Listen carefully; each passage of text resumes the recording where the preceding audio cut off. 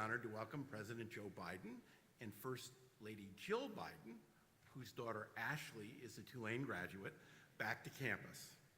Today is an extraordinary opportunity to showcase how Tulane and our nation's research universities are supporting the Biden Cancer Moonshot goal of ending cancer. Tulane professors Quincy Brown and Brian Suma, co-leaders in the ARPA-H funded project that will be announced today, are taking cancer research to a new level. Thanks to their pioneering work, cancer patients undergoing surgery will know within minutes whether all cancer has been removed from the tumor site, avoiding repeat surgeries. This advance will save countless lives. Mr. President and Dr. Biden, together, you've been relentless champions in the battle to end cancer.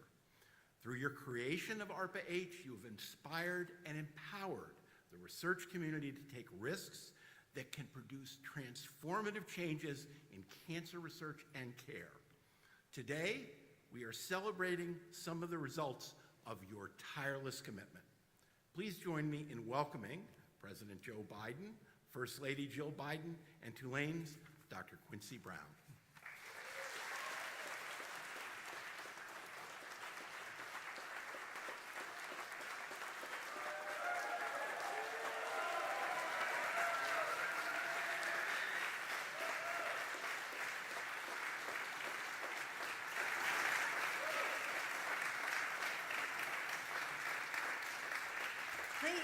Please sit.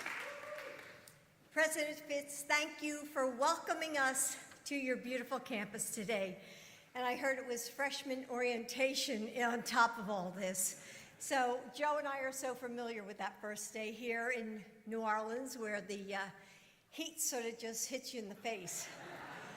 But that's okay.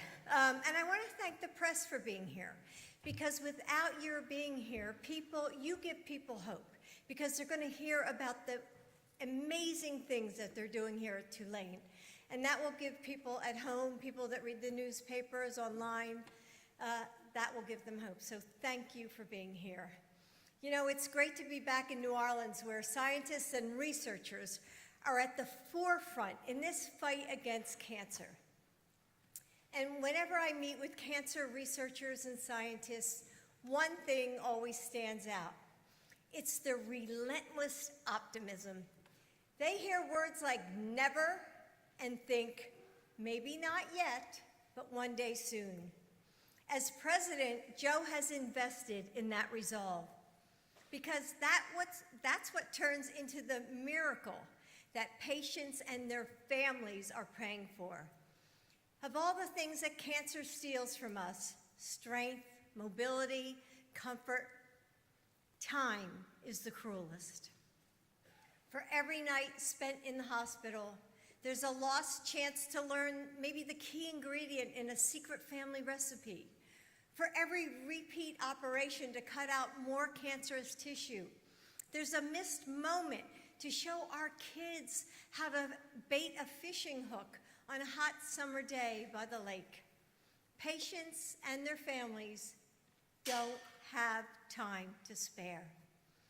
Joe created ARPA-H, the Advanced Research Projects Agency for Health, to invest in the most innovative research that the government wasn't funding before. And it was too risky for the private sector, but could be life-changing and life-saving. And ARPA-H doesn't just fund those projects, it puts them on this fast track to reach patients, answering hopeful prayers and delivering more of that precious gift of time. Cancer touches us all. When Joe and I lost our son to brain cancer, we decided to turn our pain into purpose. We wanted to help families like ours so that they won't have to experience this terrible loss. And as president, Joe has brought his own relentless optimism to the Biden Cancer Moonshot, to end cancer as we know it. It's ambitious, but it's also within our reach. Maybe not yet, but one day soon, very soon, because of the people in this room, including Dr. Quincy Brown.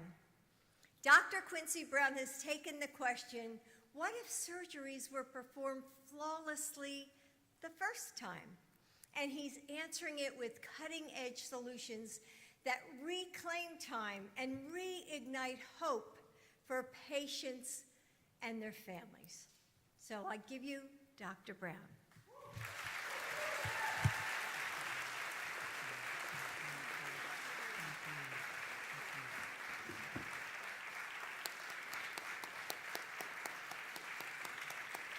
Thank you all, Mr. President, Dr. Biden, distinguished guests, colleagues, friends, and family. On behalf of our research team, I would like to personally extend my sincerest gratitude for your presence here today. It is one of the greatest honors of my life to be asked to stand before you. Today, we are embarking on a new project as part of the ARPA-H Precision Surgical Interventions Program, along with several amazing teams from around the country. Together, we will be tirelessly working to transform cancer surgery as we know it for every American. Many of us know either personally or through a friend or family member the fear and anxiety that precedes a cancer surgery, wondering, will the surgeon be able to remove all the tumor? It's a hard job, one which is made harder by the fact that there are no good technologies that can help them to determine during the surgery whether it's been successful, but rather days later when it is too late to change the surgery. This often means that patients have to come back for another surgery or harmful procedure, and extends the chance and the worry that their cancer will come back. Cancer is hard enough. We should at least be able to give surgeons and patients the peace of mind and positive health benefits of a successful surgery every time. That is the goal our team is working toward, and the one that has motivated much of my career efforts for the past 18 years. Mr. President, 8 years ago, just across town, the Convention Center, I was in the audience at the annual American Association for Cancer Research meeting when you gave an inspiring speech soon after the announcement of your cancer moonshot. So I'm a lifelong space geek, and so I love the idea of a moonshot for cancer. In that speech, you talked to medical doctors, scientists, and engineers involved in the fight against cancer. You talked about the need to realign the incentives for how we approach this fight, about how we should be working together, not against one another. That's why your creation of ARPA-H is so significant.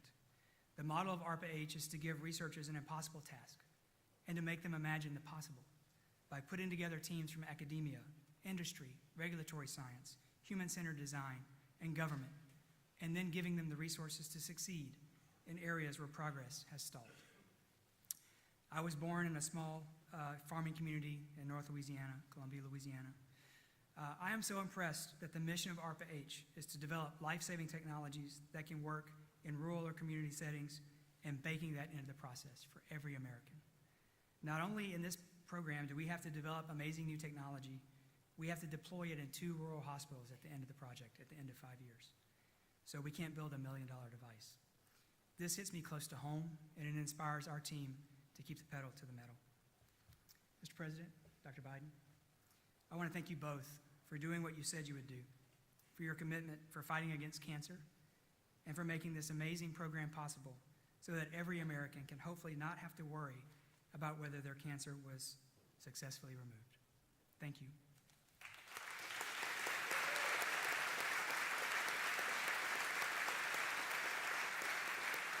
Now, it is my great honor to introduce to you the President of the United States of America, Mr. Joseph R. Biden.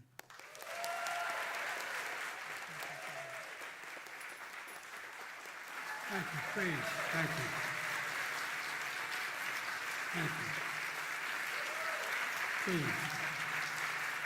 Thank you very much. Thank you, Dr. Brown, for the generous introduction and your incredible cancer research you're doing. And thank you, Congressman Carter, who couldn't be here today because his wife is getting promoted to Major General in the United States Army. I pinned down those 2 stars in the Air Force One, which is now going to another major event. You know, the fact is that they're an incredible family, as all of you are. It's great great to meet so many of my old friends. Cedric Richmond, who has been my buddy for a long time. When Cedric tells you something he doesn't, knows how to do it, and he's a loyal friend, and I appreciate Cedric. One thing I like better than Cedric, he has a son named Cedric. You should see this kid. He's going to be president. Mitch Lander, another key member of my team, and former Senator Mary Lander. Mary, God love you. Great to see you. And John Breaux, a former colleague of mine, and a guy, whenever he said he'd do it, he got it done. There's John. Along with former Governor John Bell Edwards. The members of my White House team, Director, Office of Management and Budget, Shalonda Young is a Louisiana girl, and she runs the show my way. She controls all the money. She secured funding for everything we're doing. And I have a Director of Science and Technology, Arthi. Where are you, Arthi? There you are. She's smart as hell. As well as Renee, who leads the ARPA-H and transformative work we're doing here and going to talk about today. And Danielle, who leads our Danielle, where are you? Danielle, she leads our Cancer Moonshot. Who was with me when I launched the Moonshot when I was Vice President of the United States. I made the case to President at that time, I was Vice President, President Obama, and I convinced him to give me the authority to set up this Cancer Moonshot, which he did completely, and I had the run of the administration to do whatever I needed to do. But I wanted to also thank President Fitz for welcoming us back. I knew him when he was up at Penn, as on the other side of the ledger, law. He was the dean of the law school. It's an honor to be back at Tulane without having to pay tuition, by the way. You all think I'm kidding. Every time a kid or a grandchild, or child or grandchild graduates, it's a pay raise, man. Our daughter Ashley graduated from Tulane here in 2003 and had a great experience, and now she's working with, in Philadelphia as a social worker, working with abused women. Folks, it's fair to say one of the most devastating words anyone can hear, and it's not hyperbole, is cancer. You walk into a doc's office with your child and or yourself, and you get a diagnosis of cancer. How many of you heard that when you walked in? It's frightening. It's frightening. But I'm convinced, and I've been convinced, my neurosurgeon, when I had a couple cranial aneurysms that I had to take care of, 9-hour operations, he said to me, trying to explain to me whether aneurysms are congenital or environmental. And I said, I don't care, just get it done. And he looked at me and said, you know what your problem is? I was a senator. And he said, you're a congenital optimist. And I am. I'm a congenital optimist about what America can do.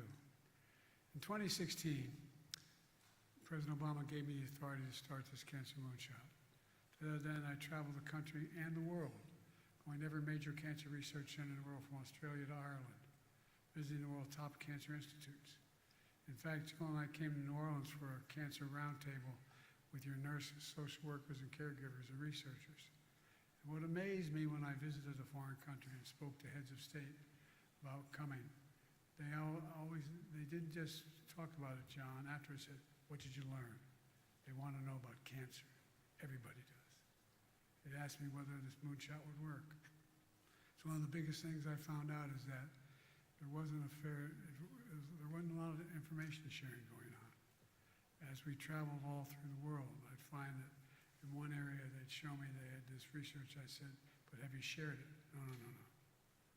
They were not sharing the information, even though funding from the federal government was given required sharing, but it wasn't happening.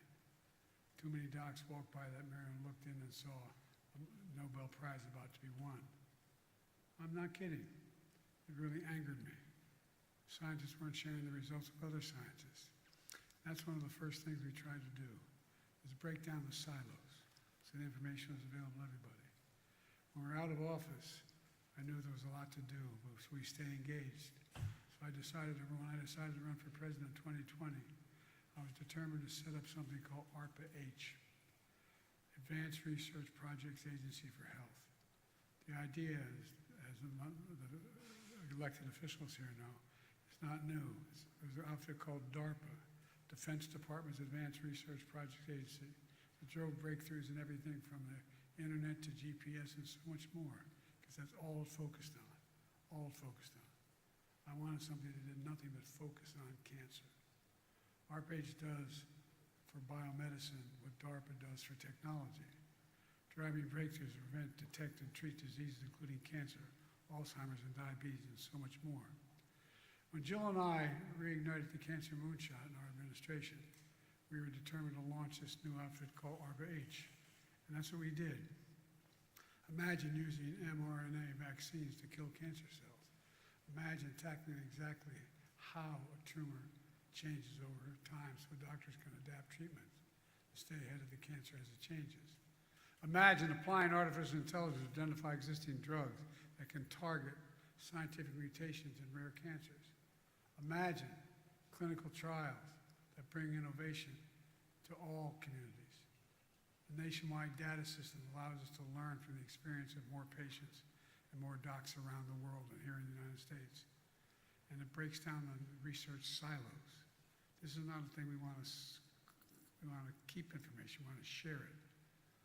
All of these are being pushed through by ARPA-H, which has so far committed more than $400 million to ending cancer as we know it. And a year ago, ARPA-H set its sights on a big idea, calling on researchers and innovators to pioneer new techniques and technologies to make cancer removal more precise, accurate, and successful. Imagine cancer surgery that removes all the tumor the first time without harming healthy cells. Compare that to today. As all of you know, cancer surgery is an incredibly challenging procedure. It takes the best surgeons in the world, and it takes its toll on families. As Jill said, it steals time. It steals away hope. Our family knows the feeling as many of you do. The surgery happens, then you have to wait a week or more to see if the tumor was removed fully. That anxiety, waiting, and the unknown is just excruciating. But today, we're a step closer to relieving that burden on patients and families. Today, we're announcing $150 million ARPA-H funding for some of the nation's cutting-edge cancer research institutions. That includes right here at Tulane University.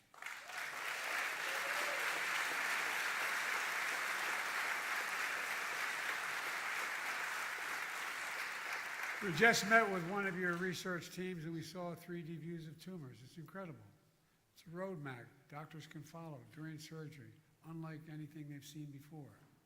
And right now, surgeons determine how to remove cancerous cells and protect vital organs, nerves, and blood vessels without a clear view of them. A lot of it's a little bit of really educated guesswork, but not positive.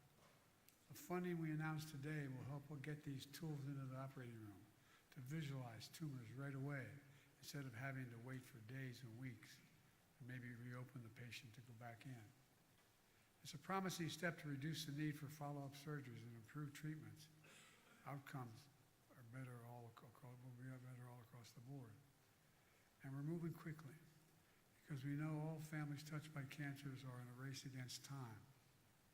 It's all part of our goal of our Cancer Moonshot to end cancer as we know it, and even cure some cancers. We're mobilizing a whole-of-country effort to cut American cancer deaths in half by 2020 and within 25 years and boost support for patients and their families. I'm confident in our capacity to do that. I know we can, but it's not just personal. It's about what's possible. This is on top of the administration investing more than $25 billion. I've been able to get money, $25 billion for the National Cancer Institute.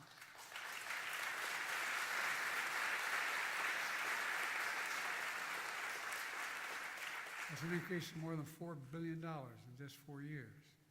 That investment is supporting everything from next-generation cancer science innovations to cutting-edge research in cancer disparities and new efforts on childhood cancers. We're also focused on helping fence-line communities facing disproportionate cancer rates. In some areas facing 15 to 20% higher rates, like Cancer Alley here in Louisiana, or equally as dangerous, Route 9 in the state of Delaware. We had the highest cancer rate in any state in the nation until 2010. There's so much we're doing. It matters. It matters a lot. What matters most is not giving up hope. Let me close with this. You heard me say it over and over. America can be defined by one word. I spent a lot of time with Xi Jinping, and they tape everything we say. I spent over 80 hours with him alone, over 17,000 miles in China. And we were in Tibet, near Tibet. And he asked me, can I define America for him? And this is a true story. I said, yes, in one word, possibilities. We believe anything's possible in America. Anything we set our mind to is possible. We are the land of possibilities. That's who we are. And that's what you're doing here at Tulane. There's still more to do, but we know we can do it. You just have to remember who we are. We're the United States of America. I mean this from the bottom of my heart. We're the United States. There's nothing beyond our capacity when we work together. So it's all about working together and sharing data, sharing information. I'm going to be moving off from here to other places as well to make more of these announcements. But we're on the verge. We're in the beginning to fundamentally change how we deal with this dreaded disease. And before I leave, I want to say when my daughter was here, our daughter was here for 4 years at Tulane. She loved it. And I want to tell you, there was another mayor named Landry, not the son at the time. And Mom is with him. Mom, I love you.